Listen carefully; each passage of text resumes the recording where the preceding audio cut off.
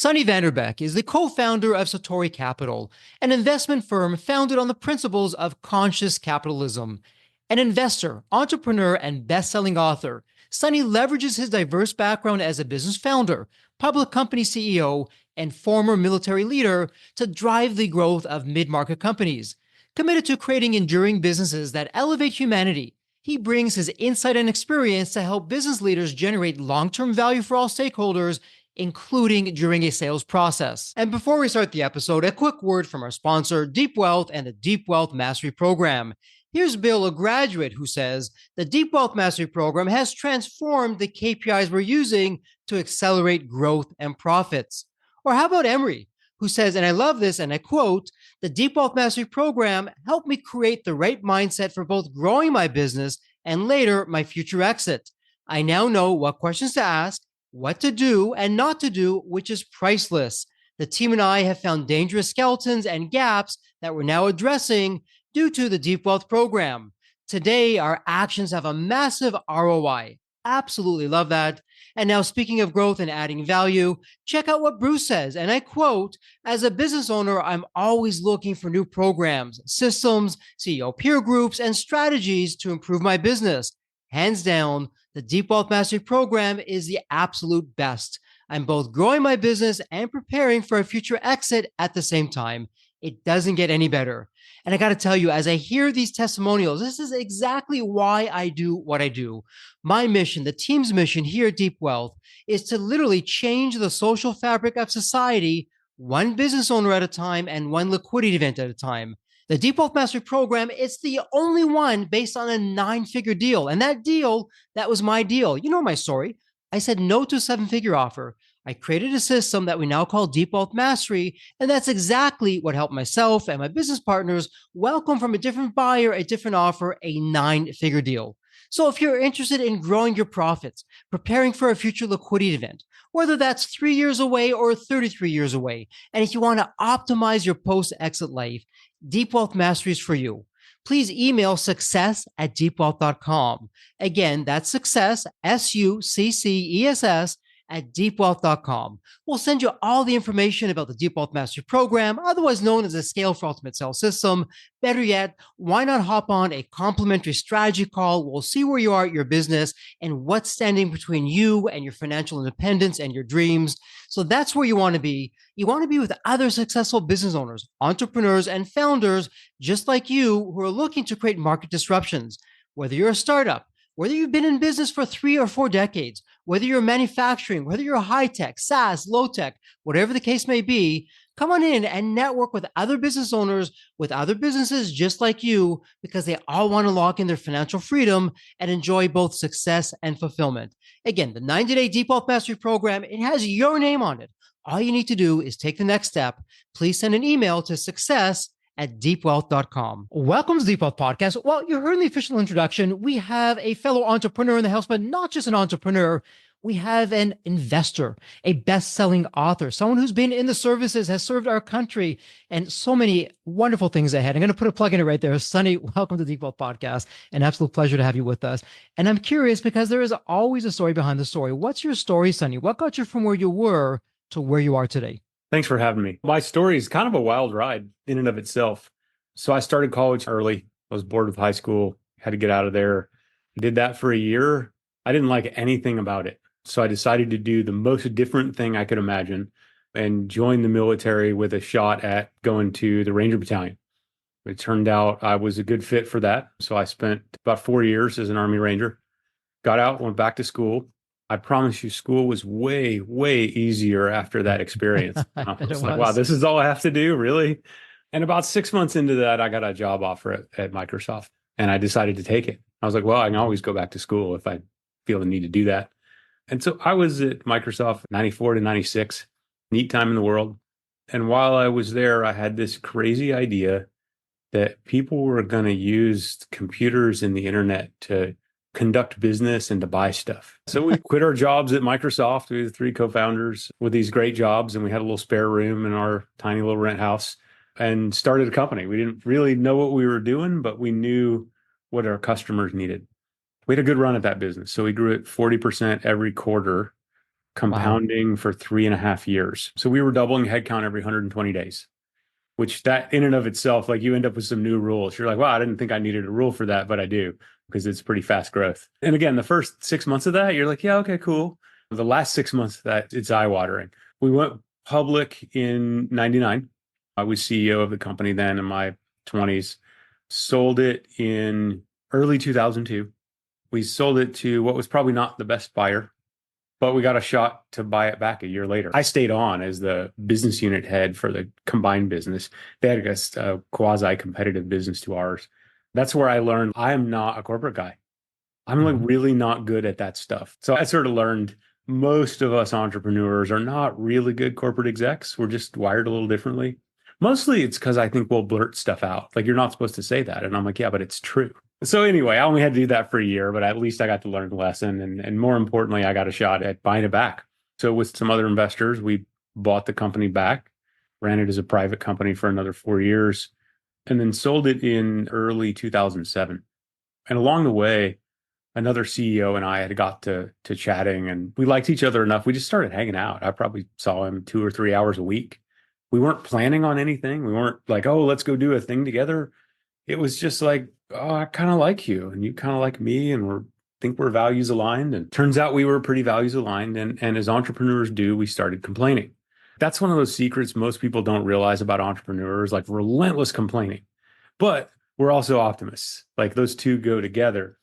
And so the outgrowth of that is that we started complaining about the money guys and capital and investors and how that whole thing worked. And eventually we're just like, well, I guess we have to go fix it because we clearly understand the problem. And the investment firm that we wish we could have taken capital from didn't exist. So in the middle of the global financial crisis, we set out with a crazy idea. And the crazy idea was this: what if you had an investment firm that had an indefinite time horizon? So you didn't have to sell. You could be an owner or partner for 5 years or 25 years. And it was full of people who'd been in the chair before. And for the entrepreneurs amongst us, y'all know you've made payroll or you haven't made payroll. And once you've been in that sort of spot where you're like, this is all on me, the world looks very different. And what that also means is, like, the things that we're trying to help our portfolio companies with, we've actually been there. We've done it. Sometimes not well. If you want to know how to not expand to Europe, call me. I can help you not expand to Europe successfully. But this is sort of idea of, hey, we can have meaningful expertise across a bunch of, things we've done in our career. And then the last piece is this idea around conscious capitalism. And I'll give you the essence of it. There's whole books about it. But the essence of it looks like this: if I give first, if I create value for my customers, my employees, my suppliers, my community, whoever my stakeholders are, if that's my orientation to the world, the money stuff will work out. The investor stuff works out. And like a simple example, the companies that are out there that are best places to work and customers love them and suppliers want to be partners with them, those tend to be great investments. And so Mhm. that's our thesis. Let's not try to think about what can we extract and what can we get away with. Let's think about how do we create value. And if we do that, the way the world works is some of that value will come back to you. And so when you put those three things together, this operator leader mentality, indefinite time horizon, and a real commitment to the non-financial dimensions of business, we look like we were crazy. And we were in our early 30s. And so we got a lot of head pats. People are like patting us on our head. They're like, oh, that's so sweet. And we're like, okay. And we just kept at it and kept at it. And we're 15 years in now. Results so far suggest there's something here to what we're doing. And it's important that we do it differently. So, and I guess the last piece along the way, never wanted to be an author. And there was a conversation that I realized no one was having. And it's about how to exit a business, but not about all the money stuff. Everybody wants to talk about the money stuff. We use this term value. Lots of people use it as a euphemism for money. I know you don't, and I'm really appreciative of that. They say value, they mean money. And as it turns out, this is like this one-way street, right? When you sell a business, you can't unsell it. I got super lucky getting two shots at it. So I wrote this book called Selling Without Selling Out. And we'll talk more about what the big idea was, but that was a little bit of a side trip because I never thought I'd be an author. And I realized no one's talking about this. So if not me, then who? And here I am as an author to also. My goodness, Sonny, there is so much there to unpack. And by the way, Default Nation, if you go to the show notes, click on the link, pick up a copy of the book, Selling Without Selling Out, How to Sell Your Business Without Selling Your Soul. And isn't that the truth? Which we'll circle back to in just a moment. Question I had for you though, Sonny, because it sounds as though, and you can tell me, Jeffrey, you're on base, off base. So if I got it right, when you're in the services, you're the section leader of the 2nd Battalion, the 75th Ranger Regiment, and that was a profound, really, chapter in your life. How did the services coming out of that, how did that really change you as a person when it came time to set yourself up for business? Are there some correlations of what's going on? I don't want to use the word battlefield, but in the service field, if you will, and compared to the corporate arena, are there some parallels there? There's some parallels and there are some important distinctions. I think one of the lessons I had to unlearn is not everything's life or death. Mm-hmm. Like it was for real. Like, okay, life's for real. Like every day you're doing stuff that life and limb, even in training scenarios, were very dangerous. And I think once I sort of unlearned that like everything's not existential, the calm that came from that was actually really helpful. It was a wild ride. We had crazy.com ride up, crazy.com ride down, 9/11, GFC, like just constant tectonic shifts in the world. The ability to take a deep breath, figure out what the next most important step is and do it is actually really useful. As you might imagine, that experience and skill base was useful in COVID as well. Because particularly during the early days, the first 90 days, it was the great unknown. We had no idea what was coming, what the implications were, what was going to happen next. And all we can do is do the next most important thing. So I think that being able to be calm in the face of a good bit of chaos is important. I think the other thing, though, is a little bit like my comment about until you've made payroll, it's hard to understand what that's like. I think there's a quote floating around somewhere about being an entrepreneur is like staring into the abyss and chewing glass. It is way more difficult than anyone realizes. It just is. And there's nothing I can tell you about how hard it really is until you get in there and you start to do it. And you realize most companies, maybe even all, but certainly most companies have at least one moment where a day and how that day goes is going to determine it's over or you made it. And I can think of multiple stories along the way where that could have been the thing that makes the end of it. And so it's nonstop. And the faster you're growing, the harder it is. And the more different thing you're trying to do in the world, the harder it is. And so that having experience being relentless, just utterly relentless, you cannot get me. I'm not going to give up. Man, that's a useful skill.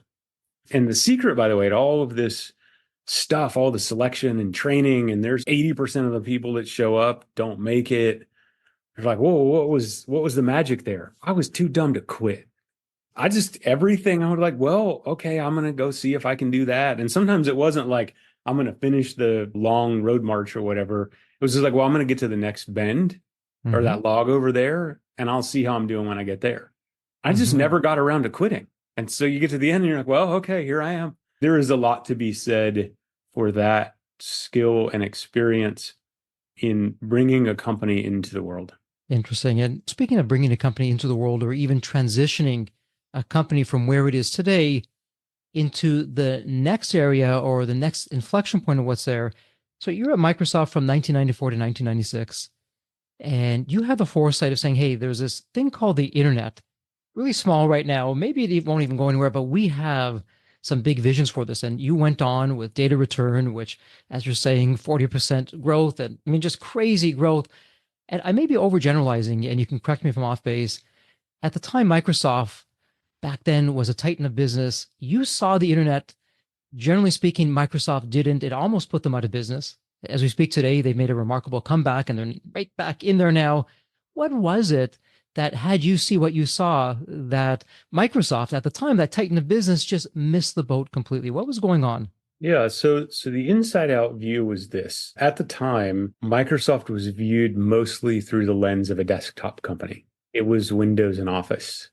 What I saw was the narrative was wildly different than the reality. So Microsoft would get discounted as a market participant over and over again. And when they would finally shake it off and go, okay, time to go in that market, they would end up with half. And everybody quietly managed to ignore that it happened. And so I saw this happen. I'll give you an example. No one cared about Microsoft's email products. And then one day they kind of won.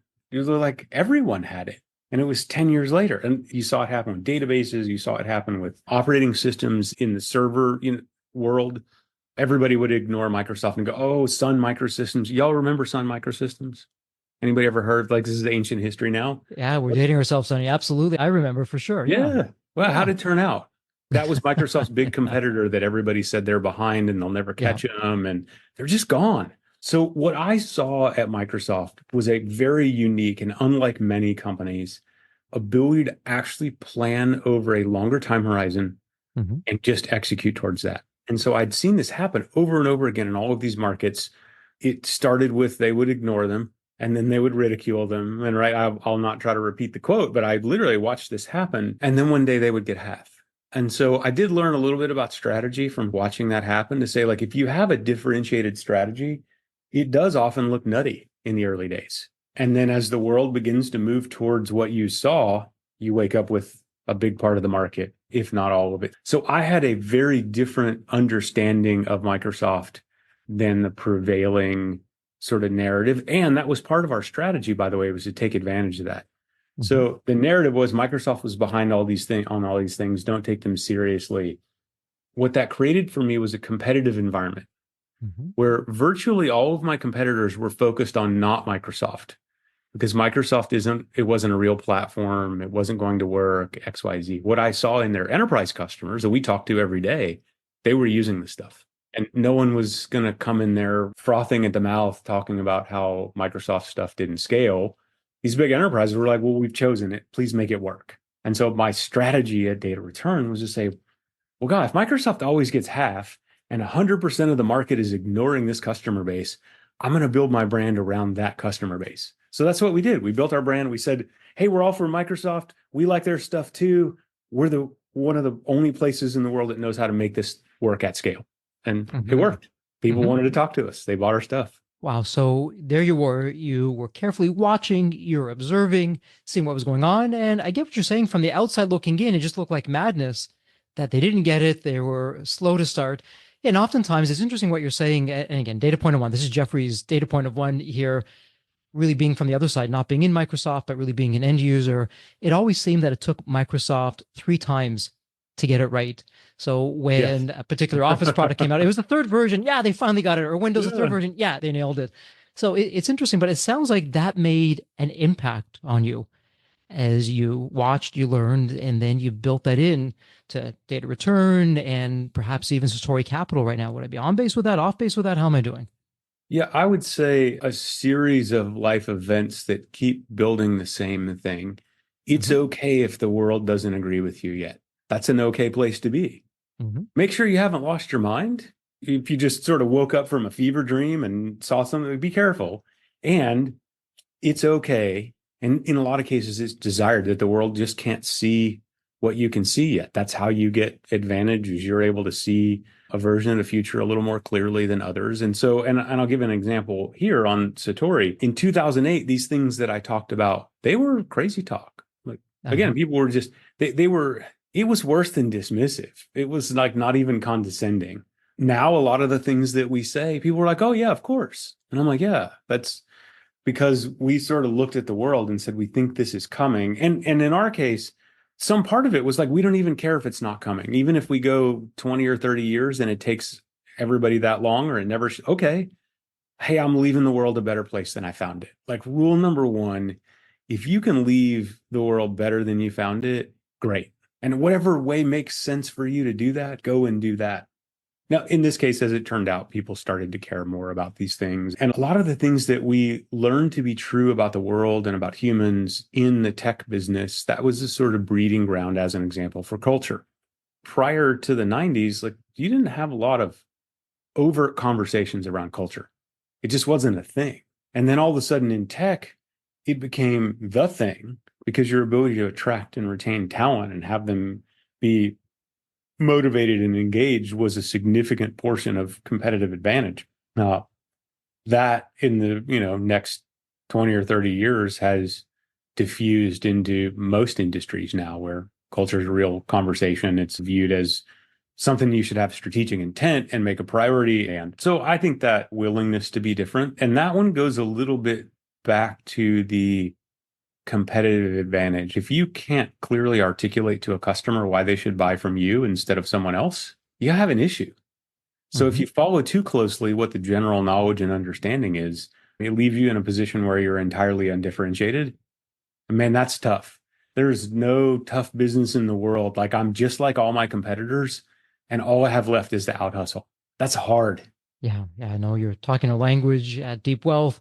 In our 9-step roadmap, Sonny, we call that step 2 X factors. That the fatal mistake a lot of entrepreneurs make is, yeah, I'm the same as the competition. I just work harder, different logo, perhaps different theme, but we're all the same. And it absolutely isn't the truth. If you look deep enough, there are at least 3 to 5 areas that every business is world class. They're unique. They just don't know it yet.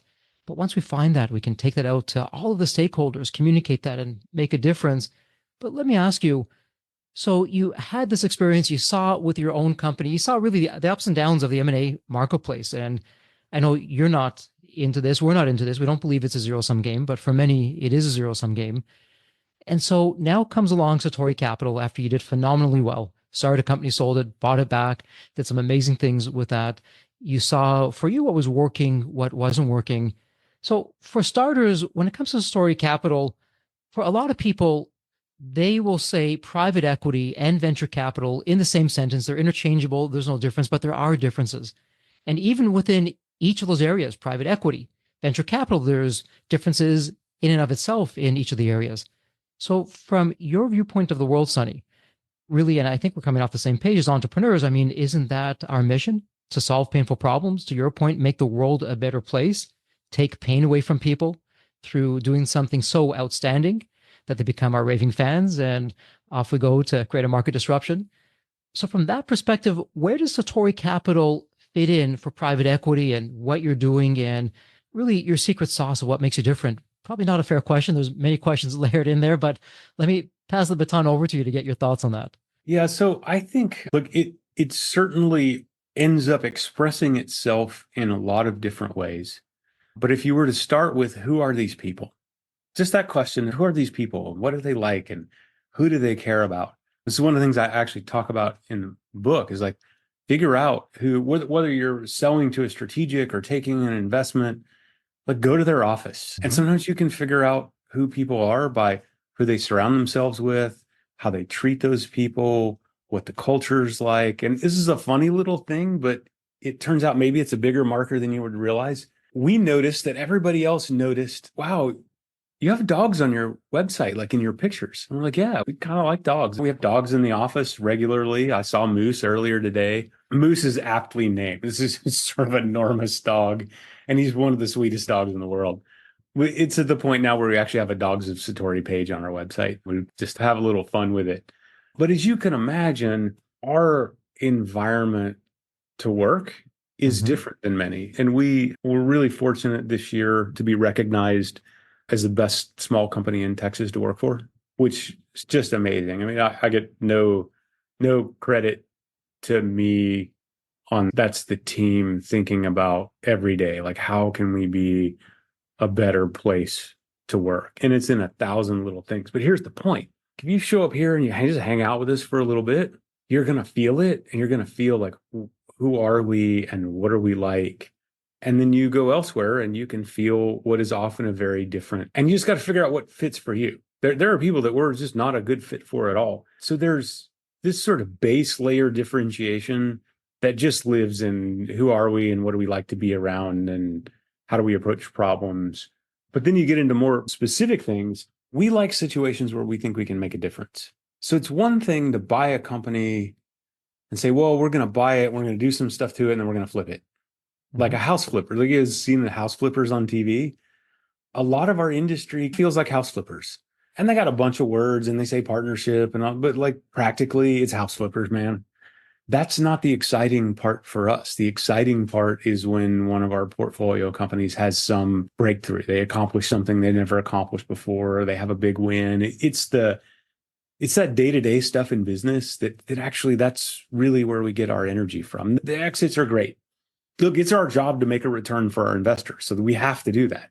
Mm-hmm. But how we go about doing that can be wildly different. And so in the day to day, this journey, our revenue size ranges are roughly 50 million to 500 million is the world we work in.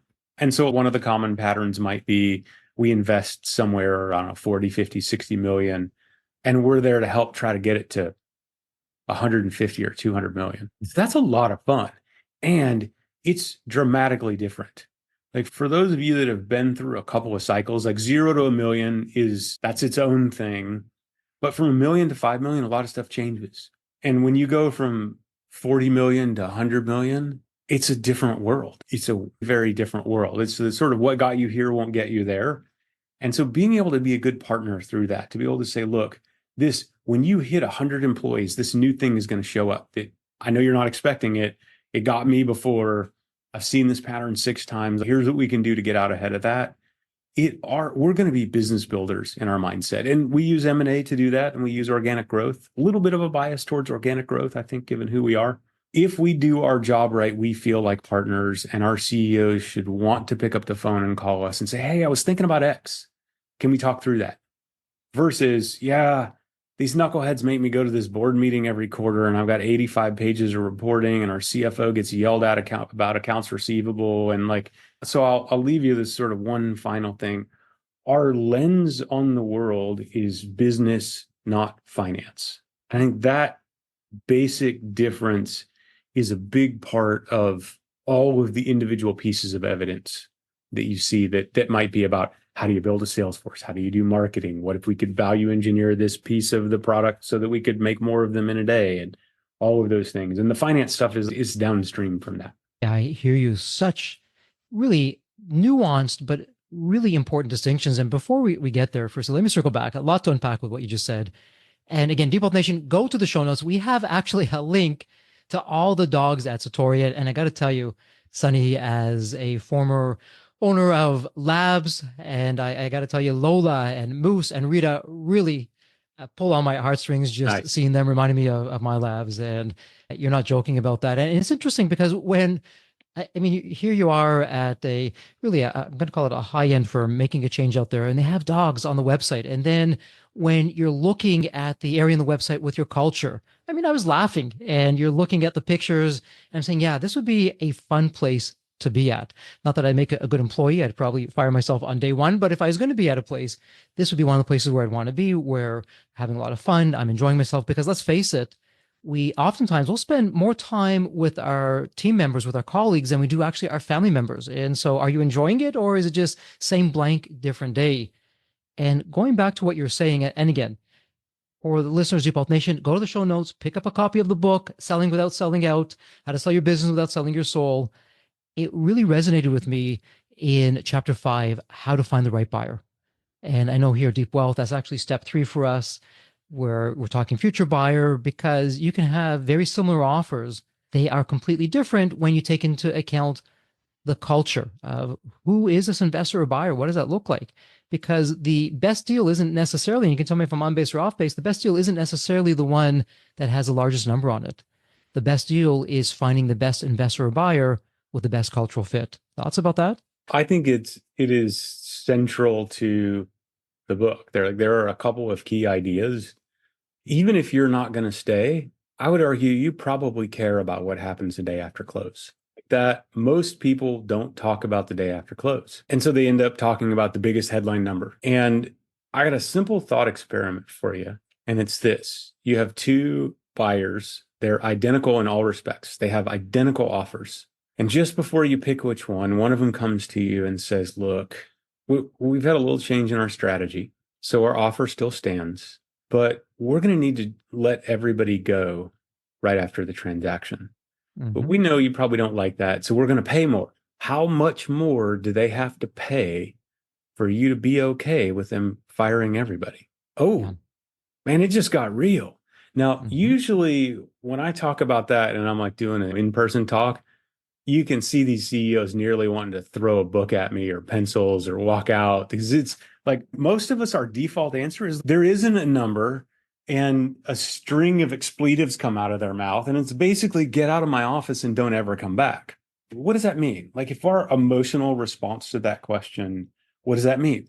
Well, it means we do care about somebody else besides ourselves, and it means we care about something more than money. So the essence of the thing is to figure out what you want. Actually figure out what you want, not what you think you're supposed to want, not what everybody else wants for you, whatever is important to you. Like, I try really hard to not moralize in the book and tell people what they should want. I just want you to figure out what you do actually want and not inherit other people's beliefs.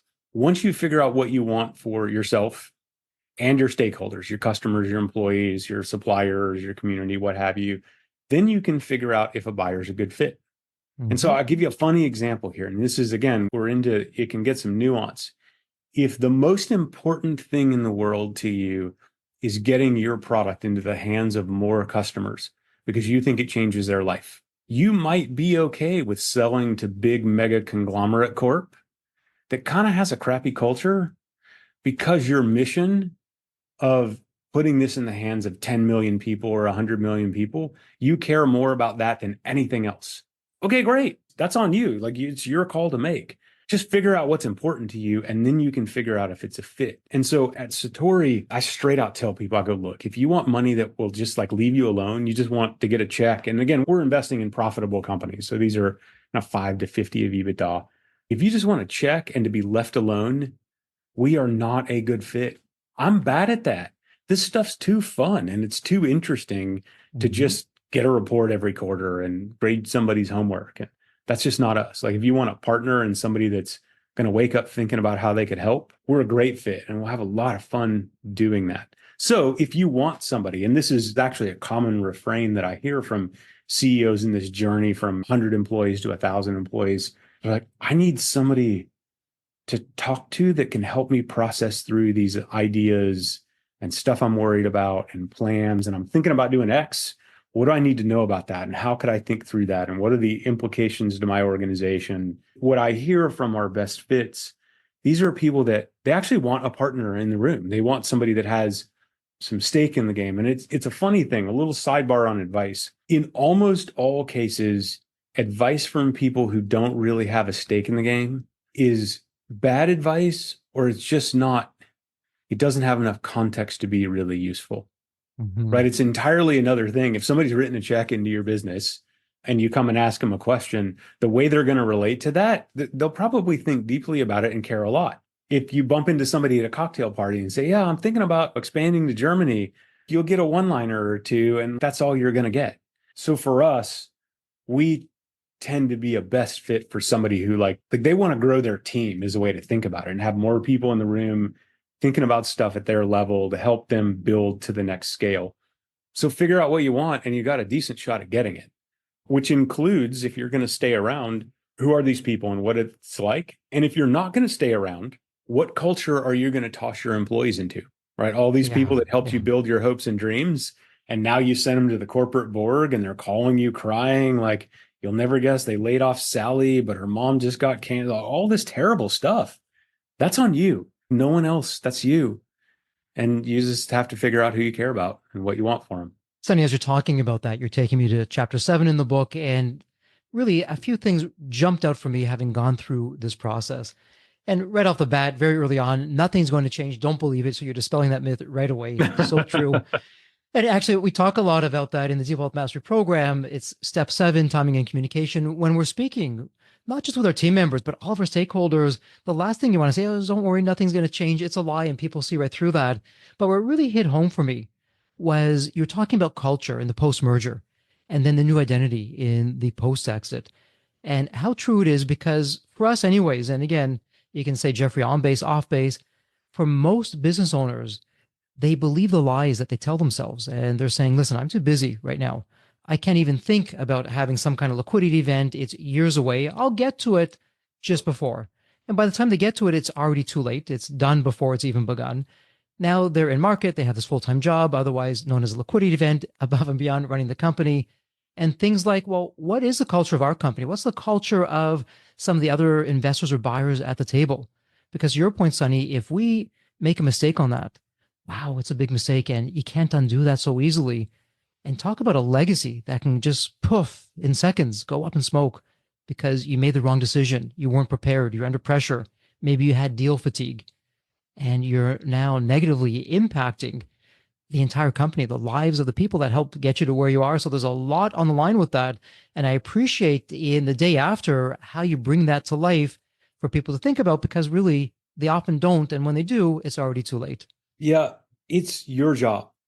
Just straight up, no punches pulled.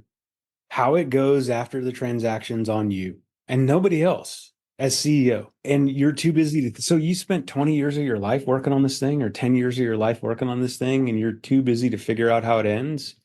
Well, I can tell you how that often turns out. That turns out with, well, I got a big pile of loot, but I'm not happy. And it doesn't have to be like that. If you go and talk to people who have had an exit, the disappointments in that process more often than not are going to be in the intangibles. They're not, well, gosh, I had to buy a used jet instead of a new one.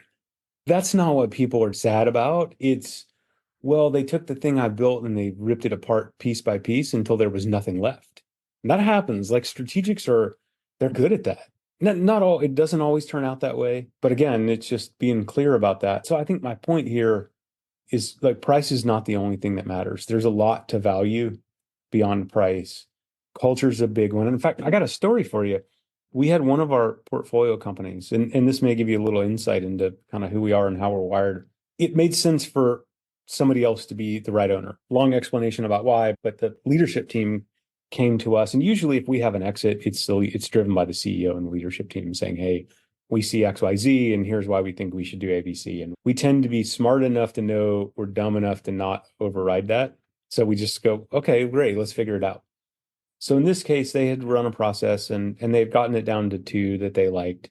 And there was a price difference between the two. And I said to the team, I said, look, y'all are going to get to pick, not us. And I know there's a price difference and there's economic consequence to us as a result of this price difference. We're going to let you pick because you got to live with the decision. In both cases, the CEO and leadership team are going to stay on for the next journey in the company. So I said, this one's going to affect you more than us. You pick. But before you pick, a bunch of what you've said about these two buyers is hearsay and rumor. So my ask is that you go find out for sure. And that includes get on a plane and go there. Go to headquarters, hang out for the day, chat with the CEO, see what the office is, see what the people are like. This is conversation we've had so far. Go find out, and whatever you decide, we'll support you in whichever direction you want to go. And the funniest thing happened, a full 180. They got on a plane. They spent a day at each of the two buyers' headquarters. And after that day, and there wasn't even, there was no like, well, it's down to the wire, but if we consider X, Y, there was none of that. They came back from the 2 one-day trips and said, it's crystal clear who we're going with. Okay, that's interesting because that's 180 degrees from where we started. Like in the beginning, they were like, oh, these buyers, knuckleheads, they will never work there. The culture's terrible and these are perfect. And they did the in-person visit and changed their mind to the opposite. That they had to live with it. We let that one go to them. But the important part of it is you're guessing. We are in no guessing land. It's an irrevocable decision. Go figure out for sure. And if you're selling to a company that makes a lot of acquisitions or an investment company, do reference checks. Call the CEOs of the last 3 companies that strategic big megacorp roll-up thing is buying and ask them how it's going. Because you may have this sort of view of them in the market as, oh, they're terrible and it's a sweatshop and they're firing. And you call these 3 CEOs and you hear, these people are amazing. I love my job. I get to do all this stuff we couldn't do. Like they're effusive about, now be careful. Sometimes you got to read between the lines, right? If they're like, yeah, it's okay. And they honored all of their obligations. And you know, when you do those reference checks for somebody and you have to pry every word out of the person and they never really, you get off the call and you're like, they never said anything. They didn't not say anything. They never really said anything. They were scared to tell the truth. Pay attention to that because that's data too. Sometimes get on the phone and find out. If you're going to take an investment from a private equity firm, get on the phone with their CEOs and see. My hope is our CEOs, they will say, here are the situations where Satori is really good. But by the way, be aware if you do X, Y, or Z, like you're going to feel not great about how they related to you. I'm sure we do dumb stuff. No one's perfect. What you're looking for, though, is transparency about reality, because nothing's perfect. Like, disavow yourself of that notion. As much as the world is not a zero-sum game, like I will live and die on that hill, there may be some trade-offs. You may trade a little bit of this for a better culture, a little bit more growth for having to defend your team against the culture. We had one of our CEO friends I talk about in the book. There's a story in there about a dress code. You want to see some crazy corporate stuff on the dress code? It's in there. It really happens. We're from HR and we're here to help. So you can get out ahead of a lot of those things. But the real point is no guessing. Don't guess. Go find out. Yeah, so interesting. Really, in many ways, you are eating what you're baking, your culture in terms of, hey, do your diligence, come back, whatever you choose, we're going to support really speaks volumes. And so I'm wondering, I mean, for starters, in terms of your advisory board, I mean, you have some heavy hitters there, people that have created in their own right many market disruptions. As you're looking onto the landscape, because I know your DNA, your ethos is elevating humanity, finding the companies that you're going to help invest and take it to the next level to elevate humanity. So as we record today, how's that coming along? Anything that you can share with us? Anything that's really, yeah, look at this. It's a little bit early now, but give it some time and wow, we've got something really good ahead for everyone. So I'll give you a couple of nuggets here. So one, we defined our purpose as to create, fund, and inspire businesses that elevate humanity. What does it mean to elevate humanity if you make rivets or office chairs or just some, like, the world is full of businesses that do these really important things, but it's not like the latest kale chip that are helping people eat healthy. What does that mean? My belief is that a high functioning leadership team with a great culture that's doing good work for its customers, by its very existence, makes the world better. How many people go to jobs that suck? A lot. What if my jobs don't suck? What if people feel like they can live their best life at the company? What if we did a little video work with one of our portfolio companies recently? Man, we had this guy talking about our training and development program. At Satori, we helped the company build this sort of development program. This guy was talking about he's able to give his kids a life that he didn't have growing up. Like, I got hit right in the feels. Like, how cool is that? So is it a kale chip? No. Is it, there are hundreds of families that live better lives as a result of this? Yeah. Man, that's a good thing. That is a very good thing in the world. Here's the other thing. It also sets the example for others. So in the case of this company, the culture in the industry wasn't very good. When we started improving the culture at this company, it put the industry on notice. Hey, you can't do this anymore. This 1960s style management game, that's over. Because we're getting all your good people. That's what really happens is you build a good culture and the other good people in the industry start coming there. And so hopefully we had some effect on the competition as well. So I think everything we do moves that along. And ultimately, our real hope is that the things that make us different aren't different anymore. When we wake up and we go talk about this conscious capitalism stuff and trying to treat customers and employees right and build good culture and long-term thinking, and somebody says to me, yeah, you and everybody else, good for you. That's not different. Then I'll know it's time to retire. My work's done. Will that happen in my lifetime? I don't know, but we can make it better than it was yesterday and just keep moving it forward and keep moving it forward. And I think our industry is getting a little better about this every day. There is nothing like being able to set the example, say, it can be like this. It's okay to be like this. So, Sonny, what I'm hearing you saying, you don't really hear a lot out there. It's actually refreshing, and I hope I'm on base, and you can tell me either way about that. Really, what I'm hearing you say is, hey, Jeffrey, it's not about, is this a new innovation that hasn't been done before that's really going to revolutionize whatever's going on out there? Perhaps it could be, but it's not just about that. Maybe it's an old school manufacturing kind of facility. We're bringing jobs back to the community. It's A1 on quality and it's an incredible culture. It's serving a really important purpose out there, not only in the community, but in the country in terms of what we're doing and worldwide because of the quality of the product. Yeah, we took that from defunct and almost out of business, lousy culture. Look at it now.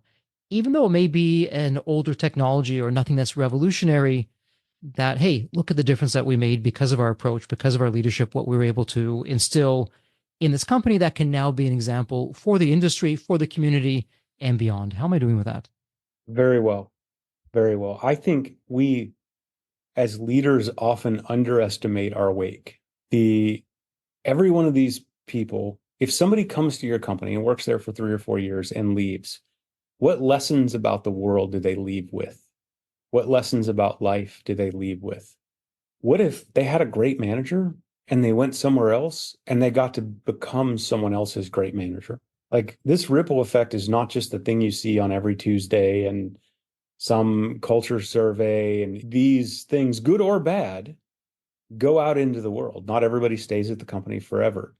And what about the lesson your employees' kids are learning about relationship to work and what their boss should be like and what companies should do? Or the topic du jour, is capitalism even good? That we're having that conversation makes my head hurt, but we are. Healthy, high functioning businesses create an extraordinary amount of good in the world. And yeah, you don't have to make the latest, greatest medical technology thing or put a rocket into space to have the world be a better place. And part of this is don't just like make up purpose stuff and BS yourself. I have a friend with an industrial, so a friend of mine bought this industrial business years ago. It was a solid business, good business, and I think he was a good owner for it. And he went on this purpose journey, and it took him almost 5 years to figure it out. And what he didn't do at the end of it was have some made up crap. Because sometimes you see it as sort of like, no one actually believes that thing. Like you can put it on the wall, no one believes it. It was real. He's, you know what? The most important thing this company does is to provide opportunity for its employees. The rest of it, it's fine. The product they make was fine. It serves a need, but it's not changing the world. It's like traffic cones or something like that. Not changing the world, traffic cones. But largest employer in small town, good training and growth and development. That company provided meaningful employment and development for its employees. And he ultimately just said, actually, that's why this business exists, is to create a better life for these 100 people. Okay, cool. How awesome is that? Yeah. It's refreshing, Sonny. We're going to have to go into wrap up, sadly. I mean, we can just go on and on here. It's just refreshing to hear because, again, from my perspective, it seems as though, at least to me, it feels like we've lost a generation or two of entrepreneurship through venture capital, not pointing fingers per se, but just this greed. I mean, the Gordon Gekko greed that you saw in the Wall Street movie that really pervade entrepreneurship. Yeah, I don't have to have a real company. I don't have to have real customers. I don't even have to have profits, but I'm going to build this thing. I'm going to sell out, make a gazillion dollars. And that's all that it's about, as opposed to really what you're sharing right now. And to me, what entrepreneurship has always been, making a difference in it could be just our town. If that's it, hey, amazing, terrific. Or if we can have an affect, an effect bigger than that, amazing. But really getting back to the roots of entrepreneurship. So I love what you're sharing with that. Before we go into wrap up mode, Sonny, is there a question I didn't ask or a topic we haven't covered or a message you'd like to share with Deep Wealth Nation? We hit on this a little bit, but it's so important. I'll hit on it again. Figuring out who you care about and what you want for them is your job. If you're thinking about an investor or a transaction and you do it without regard to the people that you care about and without regard for the day after the deal, everything that happens next is on you, but it's doable. I do also think you have to write it down. So the funny little thing, I ended up making workbooks that go along with the book. You're like, well, why did you make workbooks, man? These questions aren't that hard. Here's what I've learned about myself. And I think this is true for a lot of CEOs. When we have something rattling around in our head, we're pretty sure we know it. Oh, I know who I care about, Sonny. Yeah. Okay. And I know what I want for him. Okay, cool.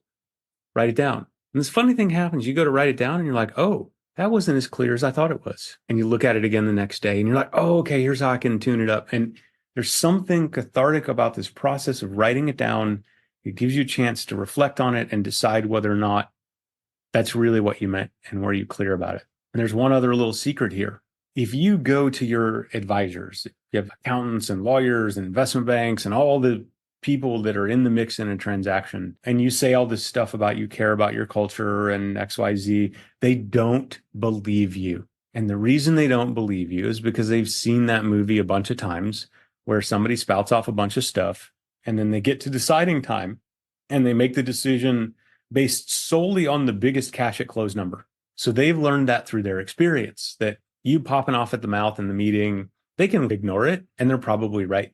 But I promise you, when you show up and it's in writing and you say, these things are important to me and I'm serious about it, they will absolutely pay attention to you. They will believe you when you tell them, I care about culture, or I care about this supplier base, or employment in the factory is a go, no go for me in this deal. If it's in writing, they'll actually listen and pay attention, and you're far more likely to get what you want. I'm just here to help people figure out what they want and get it. But if you don't really know what you want, you're never going to get it. Terrific advice, Sonny. In our terminology, we call that well ahead of time. We're talking years before you ever show up for your liquidity event. What are your deal points? What are your no-fly zones? Deal points. If it's not in the deal, I'm walking away. I don't care what number is there. If it's not there, I'm walking away. And it could be some of the points that we spoke about earlier. No-fly zones. If it is in the deal, if it's in the LOI, I'm not even moving forward. It's a non-starter. It's just not going to happen because it's a no-fly zone. I know what I want. I know what I don't want. And to your point, when we prepare well in advance, it gives us, I'm going to use the word deliberately, that luxury. We have that clarity, that peace of mind. I know what I want. I know what I don't want. This is my culture. This is our ethos. This is our DNA. This is who we are. And when you can communicate that up front, sure, some are going to self-select themselves out of the process, but that's okay. Why waste the time in the cycle? And the ones that stay in, they know what they're getting. There's no surprise with that. So really appreciate that. And Sonny, with that said, we're going to go into wrap-up mode. So, Sonny, with all that said, it's a tradition here on the Deep Wealth podcast where I have the privilege, the honor of asking every guest the same question. So here's the question for you. It's a fun one. When you think of the movie Back to the Future, you have that magical DeLorean car that will take you to any point in time. So imagine now it's tomorrow morning, you look outside your window, not only is the DeLorean car there, but the door's open, it's curbside, it's waiting for you to hop on in, what you do. And you're now going to go to any point in your life. Sonny, as a young child, a teenager, whatever point in time that would be, what would you tell your younger self in terms of life lessons or life wisdom? Or, hey, Sonny, do this, but don't do that. What would it sound like? Yeah, a couple of things would show up. First, I would carry a copy of my book with me. I know I sound like a book promoter, but I wanted to write the book that I wish I could have read 20 years ago.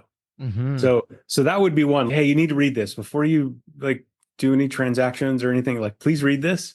It might have helped me a lot. The second piece of advice, and this is all sort of roughly, call it the 25-year-old Sonny, is where I'm dropping the advice.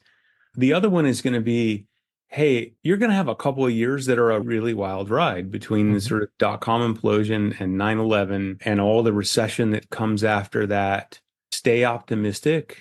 Don't let the pessimism creep in. I had to learn that a little bit. It took me probably 3 years after all that, where I had that sort of experience where the world melted down. It was pretty rough. And I think it caused me to be a little less optimistic about kind of everything. No, I wouldn't say I got cynical. I just wasn't that sort of unbridled optimist after having been kicked around a bunch. I think I would give myself advice to be a little more tempered. Okay, learn from those lessons. And as you move through those events, it's time to go back into everything's going to be great, be more of an optimist, that kind of mode. So I missed out on some time of being my natural optimist self as a result of that. And things could have turned out better here and there had I been more of an optimist. Wow, terrific advice. So stay optimistic. Don't let the pessimism creep in. We just let things happen. So really, it sounds like being, I'll just say in the moment, very conscious of what's going on out there, how you're feeling, what you're thinking. Be optimistic. I absolutely love that because really it's our mindset. It doesn't show up on a balance sheet. It's not in a complicated formula, but it's our mindset. That's often the difference between really unleashing our true success. What terrific advice. And Sonny, before we wrap up, if someone has a question, they want to speak with you or the team, maybe even explore how you can become part of their team through some investments, where would be the best place online for them to reach you? Yeah, so I've got a website that's my name. It's sonnyvanderbeck.com. Or you can find us at satoricapital.com. Either one, I'd love to hear from you. Terrific. And got to share with the Deep Wealth Nation, take Sonny up on his offer. I'm speaking to him offline, and what you hear is what you get. So take him up on that very generous offer. Well, Sonny, it's official. It's a wrap. Congratulations. And as we love to say here at Deep Wealth, may you continue to thrive and prosper while you remain healthy and safe. Thank you so much. Thank you too. So there you have it, Deep Wealth Nation. What did you think? So with all that said, and as we wrap it up, I have another question for you. Actually, it's more of a personal favor. Did you find this episode helpful? Have you found other episodes of the Deep Wealth Podcast empowering and a game changer for your journey? And if you said yes, and I really hope you did, I have a small but really meaningful way that you can actually help us out and keep these episodes coming to you. Are you ready for it? The dramatic pause. I'll just wait a moment. Drum roll, please. subscribe. Please subscribe to the Deep Wealth Podcast on your favorite podcast channel. When you subscribe to the Deep Wealth Podcast, you're saving yourself time. Every episode automatically comes to you. And I want you to know that we meticulously craft every one of our episodes to have impactful strategies, stories, expert insights that are designed to help you grow your profits, increase the value of your business, and yes, even optimize your post-exit life and your life right now, whatever you want that to look like. And every time you subscribe and a fellow entrepreneur subscribes, it's a testament to how together, yes, we are changing the social fabric of society. One business owner at a time, one liquidity event at a time. So don't let the momentum stop here. Subscribe now on your favorite podcast channel. You'll never miss an episode. You'll be the first to hear from the top industry leaders, the innovators, the disruptors that are really changing and shaping the business world. And maybe you're commuting, maybe you're at the gym, maybe you're taking a well-deserved break that we spoke all about on this episode. The Deep Wealth Podcast, it's your reliable source for the next big idea that could literally revolutionize your business. So once again, please hit that subscribe button, stay connected, inspired, and ahead of the curve. And again, your next big breakthrough moment, it might just be one episode away. Maybe it was even this episode. So all that said, thank you so much for listening. And remember, your wealth isn't just about the money in the bank. It's about the depth of your journey and the impact that you're creating.